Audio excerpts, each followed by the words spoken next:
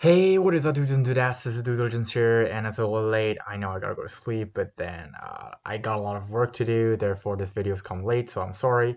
So today we're gonna talk about MMTLP, and I know the last video is kind of controversial, and a lot of people are putting some hate online. But again, check my math, pretty sure it's right, and if you cannot follow it, just slow down that video or replay the part where you don't understand the math.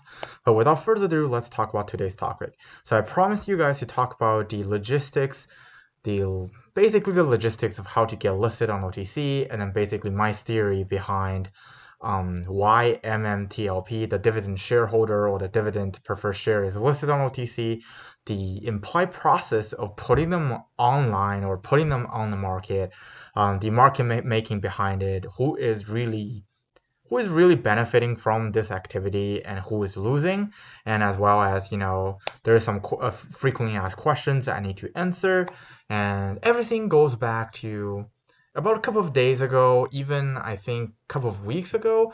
On a lot of people on my Discord are asking me regarding my opinion on MMTLP's dividends and asking me, how much dividend do I really think it will be. And then during that process, I'm trying to basically give them a basic financial understanding of why trading OTC shares is actually really bad and why trading OTC pink preferred share is even worse. So, and then, with back and forth, finally, some of my members truly understand how it works. So then now I'm just going to explain to you. So if you go onto the OTC website, you will see that if you go to disclosure on MMTLP, there's literally nothing. Why? Because if you are a OTC traded security, it's basically penny stocks, okay? And if it's a penny stock, that means the market cap is super small, and because the over-counter market is basically majority retail players are gambling there with like an implied leverage of infinite, basically. It's like you're invested in. Remember the movie Wolf of Wall Street? You're investing something that's 2 cents, and all of a sudden it becomes $5, even though a lot of those things are kind of fraudulent, and then eventually SEC comes out and dealing with all those kind of stuff. But in this case, it's very interesting that in order to be listed on the OTC, it's not like every market maker can do that. You have to have enough shares on hand, or you have to have sort of like a guarantor of certain amount of shares on hand, so then you can trade it on the open market, especially with a preferred security. So the major difference between a preferred security and a common stock is that common stock is more liquid. Because every common stock from different states follow the same federal guidelines, okay, in order to be listed on the NASDAQ. But the state of Delaware or the state of California or the mega beaver state of Canada have different regulations regarding preferred shares. And basically, the different regulations ranging from your preferred shares cannot be at the same credit rating as your common shares, to something like your preferred share cannot be very outrageous, basically. And therefore, so basically what you really need to understand is if you're a company and you're issuing preferred shares, all of the people who get your preferred shares are basically at the mercy of the company's board. And in this case, if Meta Materials company board decided to make, yep.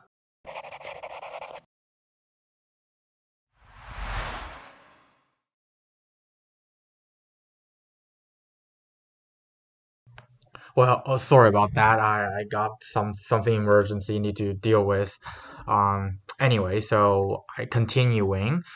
Basically, what you need to understand is the issuance of preferred shares are not basically guaranteed or guaranteed by any federal legislation. That means the company can do whatever they want with preferred shares. So in this case, so a very common example I can give you guys is, let's just say right now, my company, let's just say dude-diligence.inc, decided to issue. We decided to issue. Let's just say, where's my thing? So let's just go on like this very bright thingy, right? So we decided to issue. Let's just say 100,000 shares of a preferred share for our company.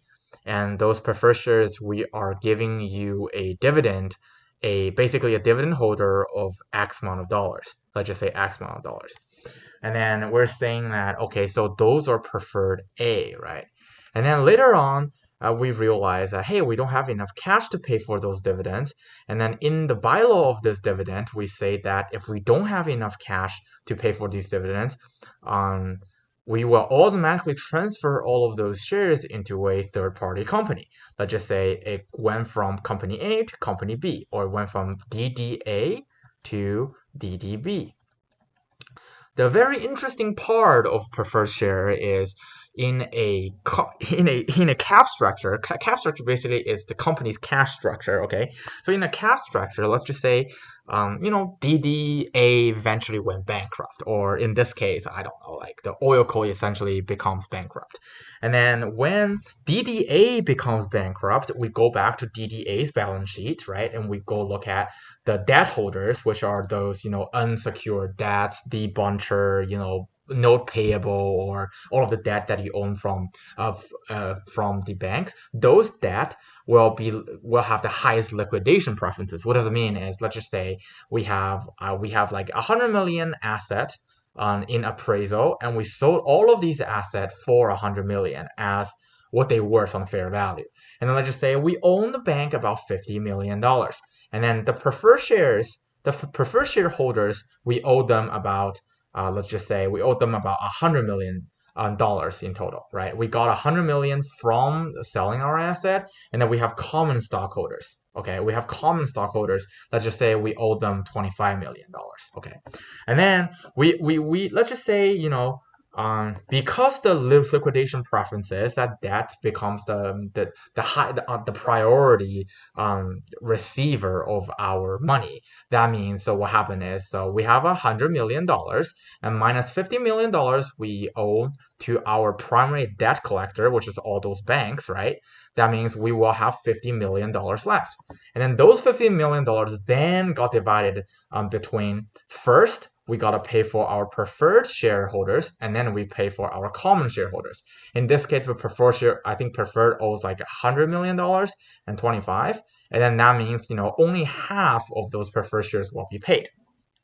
But if you are a smart company, what you will do is, let's just say I know that, my company worth 100 million, and then I don't really want to sell it. And I don't really want to pay for my debt. I only just want to pay for my debt, and then I want to have a special class of preferred shareholders will have a higher liquidation than my previous issued preferred share A. So what I can do is I can say I issue a preferred B share that have a super voting right and super liquidation preferences that, those people will get money first before those people. And then I'm not willing to sell my $100 million worth of asset.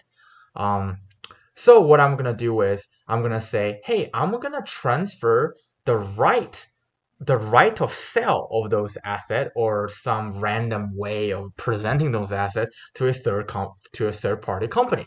So we are transferring the ability to sell those assets, to sell the asset of DDH to a company called DDB, right?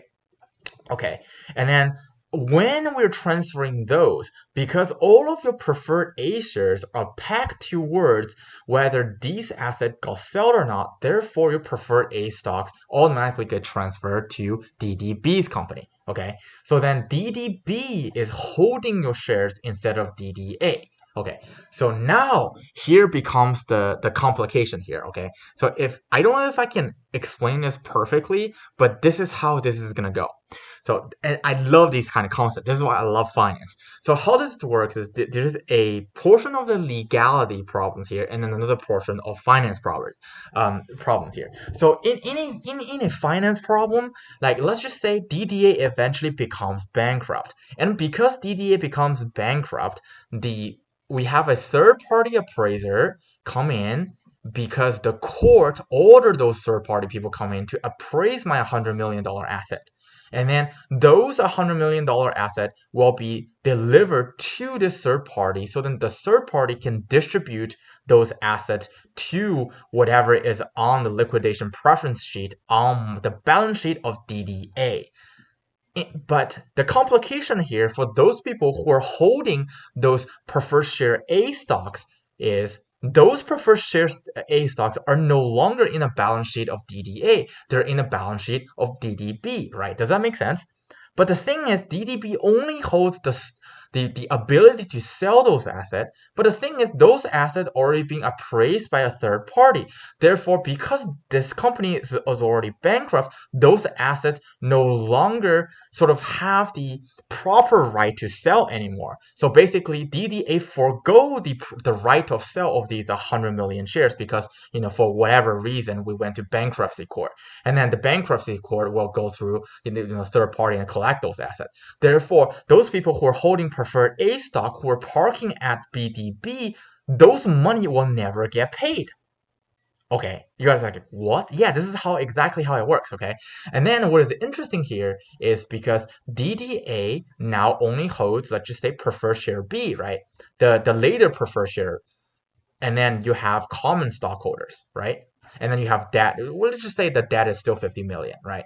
And then we appraise for 100 million, right? 100 million minus 50 million equals to 50 million. So those 50 million will goes to the banks, right? Because, there's no way or we can't find a good way to get them off of our balance sheet. Therefore, those 50 million, they have to get it. So they get the 15 million. So then what is interesting is who gets the leftover 50 million, right? The interesting thing is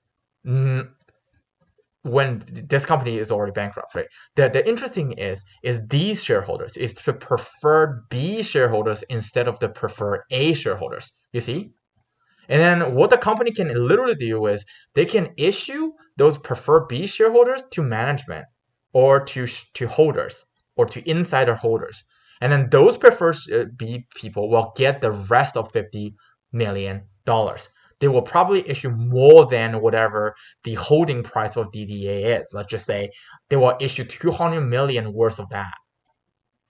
And then you guys are like, but what about the preferred A people, right? Are they getting scammed? Well, that's where lawsuits are created. But the problem with this is under the agreement. If you go back and look at, the torch agreement with preferred dividend, in their bylaw, they literally said that if the asset cannot be, liquidated before 12/31/2021, there is a chance that all of those shares issued to preferred A dividend holder will be negated or be nullified. It's literally at their mercy to really how to deal with those shares that issue to retail investors. Like this situation I just laid out there is basically a worst case scenario when, let's just say, so in a real life example, this will be DDA will be oil co, right? And then this will be, let's just say, you guys like NextBridge. I'll just say it's NextBridge. But in reality, NextBridge is just a company to operate those assets. They don't really hold those assets, but they have the right to use those assets, if that makes sense. They're like a management team. So OilCo is basically the LP of this huge conglomerate of organization. And then this is the GP. Okay, now I have to teach you guys what is LP and what is GP. Never mind, I will do that in the next video. So all you have to know is this situation can literally happen to MMTLP. So then they will transfer it to another, so private to private transfer. And then because when a debt collector comes in or when a third party comes in to appraise those things, they only look at the balance sheet. And then because all of your shares are no longer on the balance sheet, therefore you will never get paid. Basically, that's the idea of it.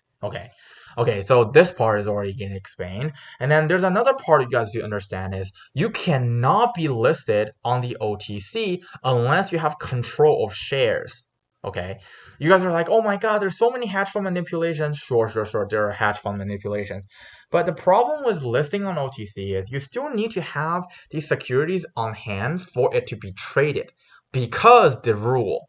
So there's a rule called, what is it called? So basically it's the rule called You just need to understand that 15C2 is literally designed to protect retail investors. But in reality, because how the OTC market making has been there for so many years, this rule doesn't really mean anything for retail investors. This just means, literally, if I translate the entire document, it literally just means, hey guys, we have a technical advancement, therefore market makers should give retail investor a more stable spread. Okay, now I have to explain how spread works. I'll explain that in another video, okay? So basically, the higher the spread, the more money market makers can make. So if you go back and look at MMTLP, you will realize that the spread is super high. So the daily range is about, from 1.25 to 1.38. So if you do the math, the daily operational spread here is around 0.13. And then you time that by volume, you literally can calculate how much money a MM will make per day. So this is how much the market maker will make on MMTLP based on the widespread they're making really on every single day. Basically, they will make about 100k ish minus taxes and feed and everything, and we have a standard spread of more than 0.02. Therefore, like if we do a discount, so we discount that by about 20%, and this is literally what they make. And then you have to calculate tax and everything. So this is how much they will make before tax, basically 90k. They will make 90k on per day if you trade the security. So basically, the more you buy, you're literally just helping market makers to make more money. And the fact that there's a regulation that you literally at least need to have 1 million shares to be listed. Therefore, whoever listed this or whoever signed a deal with the OTC market maker, they have to have at least 1 million shares on hand. So if you go and look at how many people, if you just go look at, SEC, Edgar. Well, actually, let's just go to Fintel, actually. Let's go to Fintel, MMT. We can look at how many the insiders, how many shares do insiders actually have, and we can figure out who exactly would do such thing like that. So if you go look at the insiders, right, shares owned on 1 million shares, this person can do it, and then this person cannot do it. This person can do it, and then interesting, this person can do it. This person can do it. Who else can do it? This person can do it. This person can do it. So, but those are the same person, okay? Those person can do it. And then George can do it. But the probability of George can do it is probably low. The reason why George cannot not really properly do it is because 3 million shares are too low. And then you have we have Thomas who also have a lot of shares. Yeah, 22 million shares. So the highest probability of who's going to do it is this person, and this person. Or it can be multiple people, right? Because it's on the OTC market. Therefore, you don't really need to disclose basically whether you sell it or not, because technically it's a private company transaction, so you don't need to disclose. But if George did it, then he will put himself in a very compromising position, so probably not George. So then, you guys do the math and, do the rabbit hole and try to figure out who did it. I can, in the next video, I can provide you guys with more math of the probability of who did it, and we can analyze, why would this person do it and why would the other person do it. So if you really want homework to make it a thought process, you should first of all search this, right? Why preferred shares are bad, and you go look at, one of the things is it's riskier than bonds, and it says it doesn't have voting rights. By the way, it doesn't really matter. What really matters is it have limited upside potential and very interest rate sensitive. So if you think about it as if you are a part of the old torch conglomerate or company or employee or investors, you need to think about okay, we know that the Fed is going to increase interest rate. Therefore, we want to offload all of the shares that have very interest rate sensitive shares, and then it will have less liquidity. And so then you go back and look at all these people and trying to figure out who will probably have more risk if they have a lot of shares that have less liquidity in the next few months and have very sensitive interest rate situation coming in. and we'll probably narrow down to like 4 or 5 people. And if you really want someone to blame if everything goes to zero, but in reality, it's actually a really good move by them, because in Patreon or in my Discord, I try to explain to my boy, Dude Zero and To the Top, which is one of the 2 very active members in my community. I basically trying to explain to them how these people are cashing out by using MMTLP on over the last few weeks, and then eventually they get it. If you guys want that into a video, I will try to make that one, but I don't know how much you guys will love a very finance detailed with a bunch of finance jargon, and I will try to explain it easily.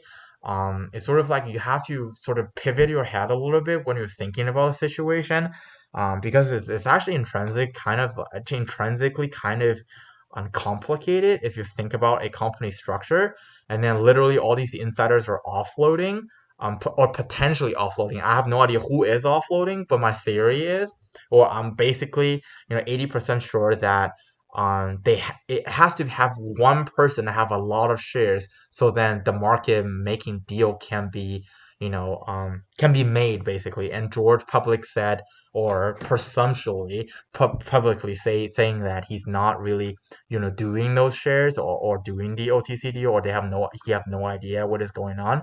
Then if it's not him, then you just need to go down all these lists and figure out who exactly do you think would benefit the most by offloading at this time. All right, see you guys on the upside. Smash that like button if you like this video, and leave a comment if you have any questions.